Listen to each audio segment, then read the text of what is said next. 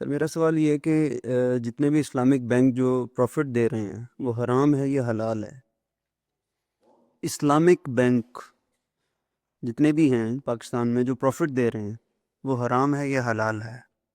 پہلی بات تو یہ ہے کہ حرام اور حلال کا فیصلہ کو مفتی کر سکتا ہے کہ جو ایکسپرٹ ہو اسلامک فقہ میں، اور خاص طور پر اس معاملے میں وہ صرف اسلامی فقہ کا ایکسپرٹ نہ ہو بلکہ فائنینسنگ کا بھی ایکسپرٹ ہو۔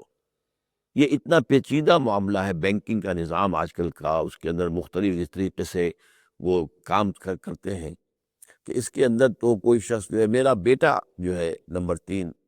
عاطف وحید، حافظ عاطف وحید، وہ اس میدان میں ایکسپرٹ ہیں، وہ کچھ اس کے بارے میں رائے آپ کو زیادہ دے سکتے ہیں۔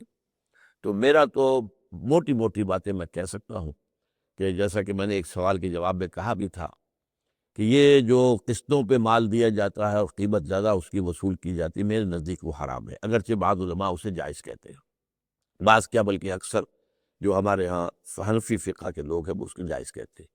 میرے نزدیک یہ ہے کہ ٹائم لیمٹ کے حوالے سے جو اضافہ ہوتا ہے وہ میرے نزدیک سود ہے، لیکن یہ کہ میں پھر کہوں گا کہ میں اس میں کوئی فتویٰ دینے کی پوزیشن میں نہیں ہوں، میری ایک اوپینین ہے، میری ایک رائے ہے، میں کامن سینس کی بنیاد پر جانتا ہوں یہ کہ اگر یہ گلاس میں خریدتا ہوں اور یہ مجھے 10 روپے میں آپ دیتے ہیں،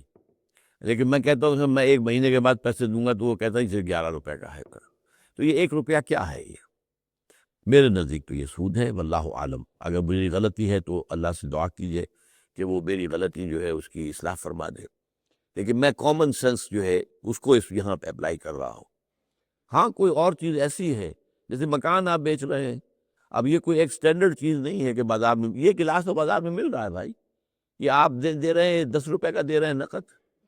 تو 1 مہینے ڈیفر پیمنٹ کی وجہ سے ایک آپ روپیہ بڑھا رہے ہیں، تو میرے نزدیک تو سود ہے۔ تو حقیقت میں بینکنگ کا اکثر و بیشتر جو اسلامی بینکنگ کے نام سے کیا جا رہا ہے وہ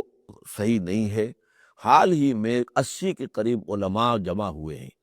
موجودہ اسلامک بینکنگ کو سب سے زیادہ سپورٹ دی ہے علماء میں سے ایک گروہ نے۔